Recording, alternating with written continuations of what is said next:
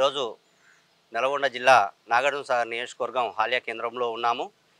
MLC Khammam, Warangal, Nalgonda పట్టుభద్రుల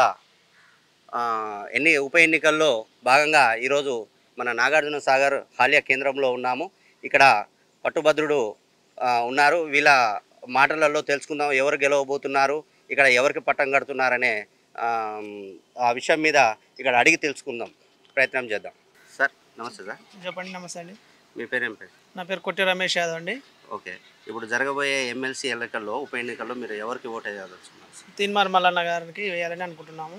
అతనికి ఎందుకు వేయాలనుకుంటున్నారు? ఆయన ప్రశ్నించే గొంతుక గత బీఆర్ఎస్ గవర్నమెంట్ మీద అలుపేరుగాని పోరాటం చేసి బడుగు బలహీన వర్గాల కోసం అనునిత్యం ప్రజలలో ఆయన పోరాటం చేస్తున్నాడు. కాబట్టి ఆయన అయితేనే మనకి బడుగు బలహీన వర్గాలకి పేదలకి అందరూ కూడా మంచి జరుగుతుందనే ఉద్దేశంతో తీన్మార్ మల్లన్న గారిని మేము గెలిపేయాలని చెప్పేసి మేము అనుకుంటున్నాం.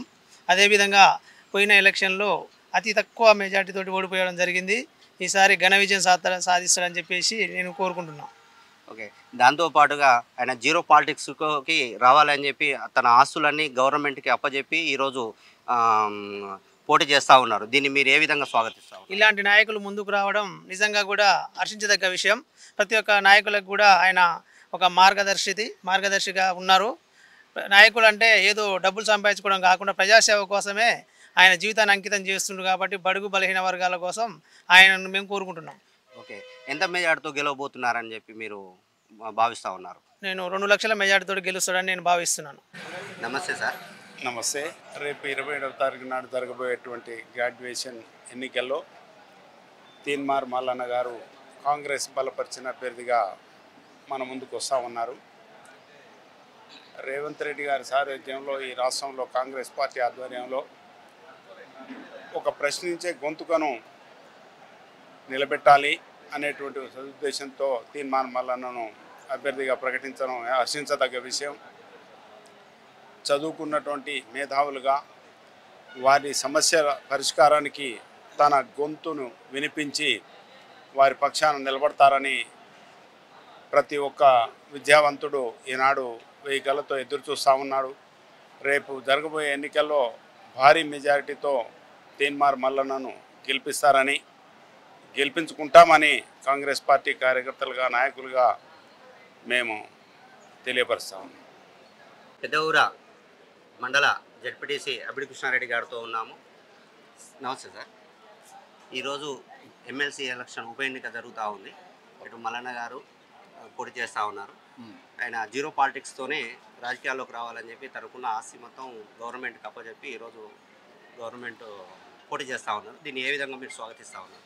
మొట్టమొదటిగా మల్లన్న గారు ఉన్నటువంటి ఆస్తులన్నీ కూడా వారు గవర్నమెంట్కి స్వాధీనపరిచి నిస్వార్థంగా వారు ఏదైతే రాజకీయాలకు ఆ రోజు వస్తామని ప్రకటించారో ముందుగా వారికి ప్రత్యేక కృతజ్ఞతలు ధన్యవాదాలు తెలియజేస్తూ, గౌరవ ముఖ్యమంత్రి రేవంత్ రెడ్డి గారు ఎంతో నమ్మకంతో విద్యావంతుల గ్రాడ్యుయేషన్ అభ్యర్థిగా మల్లన్న గారికి టికెట్ ఇచ్చి మరి విద్యావంతుల ఉన్నటువంటి సమస్యలన్నీ కూడా శాసనమండలిలో ప్రశ్నించే గొంతుకగా వారి సమస్యలు తీర్చే విధంగా మరి వారికి ఇచ్చినందుకు ముఖ్యమంత్రి గారు ప్రత్యేక ధన్యవాదాలు తెలియజేస్తూ, మరి విద్యార్థులు అందరూ కూడా గ్రాడ్యుయేట్స్ అందరూ కూడా మల్లన్న గారిని అత్యధిక మెజార్టీతో గెలిపిస్తానికి కూడా నల్గొండ, వరంగల్, ఖమ్మం ఈ 3 జిల్లాల నుంచి విద్యావంతులంతా కూడా మంచిగా వారికి మద్దతు తెలియజేస్తున్నట్టుగా తెలుస్తూ ఉన్నది. వారు మంచి మెజార్టీతోని కాంగ్రెస్ పార్టీ నాయకులు, కార్యకర్తలు, అటు ఓటర్స్ అందరూ కూడా మరి వారిని అత్యధిక మెజార్టీతో గెలిపిస్తారని ఆశిస్తూ గెలిపిస్తామని మా వంతు పాత్ర కూడా వారి గెలుపులో భాగస్వామ్యతను తెలియజేస్తా ఉన్నాను.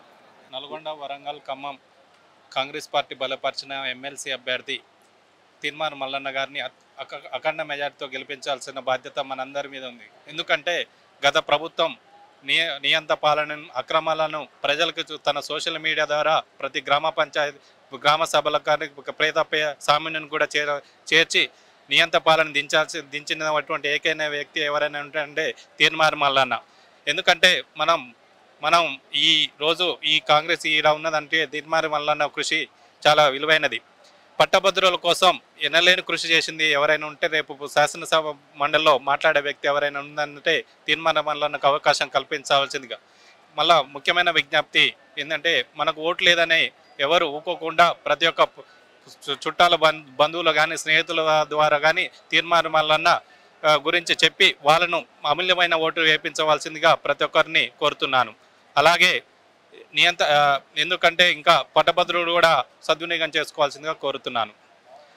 మనం ఈరోజు ఎందుకు గెలిపించుకోవాల్సింది ఇంకా ముఖ్యమైన పాత్ర ఏంటంటే జైళ్ళల్లో తన కుటుంబాన్ని వదిలి కూడా జైళ్ళల్లో మగ్గి తెలంగాణ కోసం కృషి చేసిన వ్యక్తి తీర్మానం మల్లన్న గెలిపించుకోవాల్సిందిగా కోరుతున్నాను.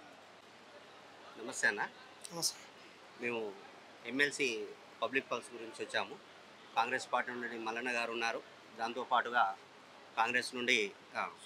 బీజేపీ నుండి గుజ్జుల ప్రేమేందర్ రెడ్డి, టీఆర్ఎస్ నుండి రాకేష్ రెడ్డి గారు ఉన్నారు. ఇప్పుడున్న పరిస్థితులలో ఎవరు గెలిచే అవకాశం ఉంది? 100% కళ్ళు మూసుకొని పట్టభద్రులు అందరూ కూడా ఈసారి తీన్మార్ మల్లన్నకి ఖచ్చితంగా ఓటేసి అత్యధిక మెజార్టీతోటి గెలిపించడం జరుగుతుంది. మల్లన్న గారికి ఎందుకు ఓటేయాలి? ఎందుకంటే గతంలో కూడా కోదండరామ్ గారు చేయకుండా ఆయన లాస్ట్ టైమే ఎమ్మెల్సీగా అయ్యేవారు. మరి అలా కోదండరామ్ గారు మరి అదేవిధంగా తను మరి పల్లా రాజేశ్వరరెడ్డి గారు చేయడం వల్ల ఈయన సెకండ్ ప్లేస్లోకి రావడం జరిగింది. అదే కోదండరామ్ గారు కనుక లేకుంటే ఖచ్చితంగా ఆ రోజే పల్లా రాజేశ్వరరెడ్డి ప్లేస్లో తీన్మార్ మల్లన్న గారు గెలిచేవారు. ఇప్పుడు ఎట్టి పరిస్థితుల్లో కాంగ్రెస్ పార్టీ ఆ రోజు మద్దతు మాత్రం ఇవ్వడం జరిగింది. ఇవాళ కాంగ్రెస్ పార్టీ క్యాండిడేట్గా ఈ రాష్ట్రంలో జరుగుతున్నటువంటి పెను మార్పులకు మరి అదేవిధంగా ఆయన ప్రశ్నించే గొంతుగా ఎన్నో కార్యక్రమాలను చేసి ప్రజలను చైతన్యవంతం చేసి మరి అదేవిధంగా యువకులను చైతన్యవంతం చేసి గత ప్రభుత్వం ఏదైతే చేయలేదో ఈ యువకులకు కానీ నిరుద్యోగులకు కానీ వాటన్నిటినీ ప్రశ్నించాలంటే ఇక్కడ కూడా ప్రశ్నించేటటువంటి గొంతుగా సరే కాంగ్రెస్ పార్టీ అభ్యర్థి అయినప్పటికీ కూడా తన వాగ్దాటిని ప్రజలకు కావాల్సినటువంటి అవసరాలన్నింటినీ మరి ముఖ్యంగా యువకులకు మరి చదువుకున్నటువంటి ఈ విద్యార్థులందరికీ కూడా ప్రశ్నించే గొంతుకు కావాలి కాబట్టి తీన్మార్ మల్లన్న అయితే 100% తెలంగాణ ఈ నల్లగొండ ఉమ్మడి నల్లగొండ వరంగల్ ఖమ్మం జిల్లాకు ఆయన ప్రశ్నించే గొంతుగా ఖచ్చితంగా పనిచేస్తారని పట్టభద్రుల అభ్యర్థులుగా మేము కూడా భావిస్తున్నాం. ఇంకో విషయం ఏంటంటే తను ఉన్న ఆస్తి మొత్తం ప్రభుత్వానికి రాసిచ్చి జీరో పాలిటిక్స్లోకి అడుగుపెట్టారు. దీన్ని ఏ విధంగా మీరు స్వాగతిస్తారు? 100% ఈ రోజుల్లో మరి కోటాను కోట్లు సంపాదించుకునేదే ఉంది తప్ప మరి తనకున్నటువంటి ఆస్తిని ముందుగానే ప్రభుత్వానికి సరెండర్ చేస్తూ నేను ఇప్పుడు ఏ రకంగా ఉన్నానో మళ్ళా ఎమ్మెల్సీ పదవి పోయినా ఇంకోటి పోయినా నా స్థిరాస్తి ఇదే రకంగా ఉంటుందని చెప్పుకోవడం ఈ రోజులలో అరుదు.